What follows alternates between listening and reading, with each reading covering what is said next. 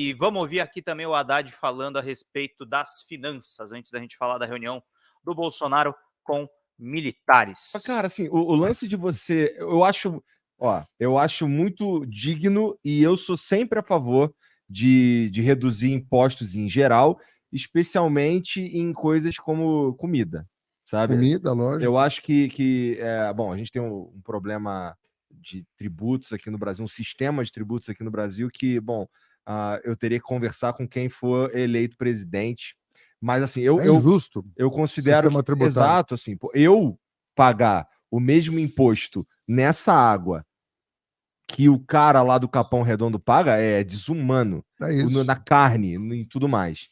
No entanto, apesar de eu gostar da ideia de reduzir o imposto e tal, cara, tu deve. Com certeza tu pôs na balança, eu queria que tu me explicasse assim, como é que isso não vai abalar as finanças como elas estão hoje e todas as propostas que quer fazer, porque assim, tudo isso custa dinheiro, assim, aumentar Claro. o salário custa dinheiro e tal. Claro. E de onde sai essa grana? Não, é o mesmo. Tem que sair do outro lado, entendeu? Você tem que. Qual que é o problema do nosso sistema tributário?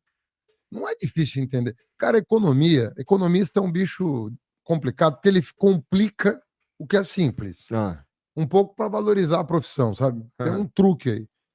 No Brasil, se cobra muito imposto sobre consumo e pouco imposto sobre renda e patrimônio. Cobra-se errado, inclusive, sobre renda e patrimônio. Exato.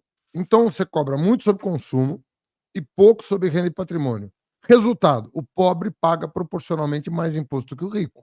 Isso todo mundo sabe há décadas. Todo mundo sabe disso há décadas e não se faz nada para corrigir. Nossa, por exemplo, quando eu fui prefeito de São Paulo, eu aumentei o IPTU das casas caras e diminuí o IPTU das casas baratas.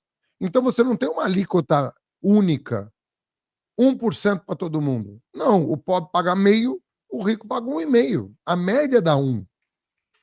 Mas eles não podem pagar a mesma coisa proporcionalmente, porque não é justo que o Dória, que tem a casa de 4 mil metros quadrados, e um cara que tem uma casa de 45 metros quadrados, paguem a mesma alíquota. Isso chama IPTU progressivo. E nós introduzimos em São Paulo.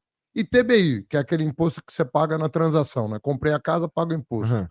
Eu isentei até um determinado valor. Não paga ITBI. Você quer comprar e vender a casa, é que nem carro. Você compra e vende e não paga imposto de transferência.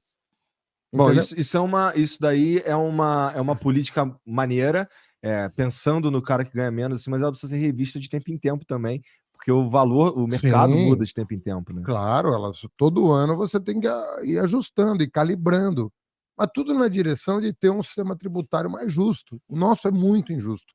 É um dos mais injustos do mundo, o nosso. Por isso que falam que o Estado no Brasil mais atrapalha do que ajuda na distribuição de renda. Então, o Estado se torna um problema quando ele cobra o imposto errado.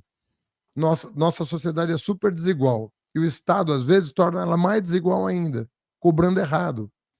Então, você tem que cobrar imposto? Tem. Pô, como é que você vai ter escola pública, SUS, assistência social, aposentadoria? Você tem que cobrar. Mas tem uma arte em cobrar o imposto para você chegar num mínimo de civilidade. E nós estamos longe disso, cara. Nós, efetivamente, nós estávamos reduzindo desigualdade no Brasil, mais pela transferência de benefícios, do tipo universidade para pobre, que não tinha universidade para pobre. O pobre, o ProUni, o FIES, as cotas nas universidades públicas. Cota na universidade pública é um programa de transferência de renda. A partir do momento que você reserva uma parte das vagas para aluno de escola pública que não tem como pagar, você está fazendo política distributiva. Mas aí a gente precisa desenvolver o mercado para eles também, né? Não adianta a gente ter um monte de gente formada e não ter lugar para eles trabalharem. Você sabe que na minha época de ministro, você pegar as matérias da época, o pessoal falava em apagão de mão de obra. O que isso queria dizer? Que a gente estava produzindo menos engenheiros do que o mercado estava demandando, menos médicos do que o mercado estava demandando. Ou seja, eu dupliquei as vagas nas federais, fizemos o ProUni e nem assim nós saímos de 3 milhões para 8 milhões de universitários e nem assim nós estamos dando conta da demanda. Por quê? Porque a economia estava crescendo 4,1% em média ao ano. Entendeu? O que está acontecendo agora é exatamente o oposto. O Brasil, que estava crescendo 1,5% acima da média mundial, o mundo estava crescendo 2,5%, o Brasil estava crescendo 4,1%, 1,6 ponto percentual acima da média mundial. Agora nós estamos crescendo 50% da média mundial. O mundo está crescendo 2%, caiu por causa da pandemia, por causa da guerra e tal. O Brasil está crescendo 1%, em média. Então, está descasando, as coisas estão se descasando. Isso é falta de planejamento, é uma noção equivocada da economia. É uma noção equivocada da economia. A grande Fernando Haddad, aí fizemos praticamente um react à entrevista dele no Flow. Estamos ansiosos para essa virada nas eleições. E é muito importante, gente, 94 pessoas aqui assistindo a nossa live. Eu precisava de mais R$25 aqui para fechar bem a nossa live, para trazer mais material exclusivo, para tratar aqui dos assuntos que interessam com vocês depois. Daqui a pouquinho eu vou dar um furo no universo dos games, gente, que eu publiquei na madrugada de hoje, para todo mundo poder acompanhar.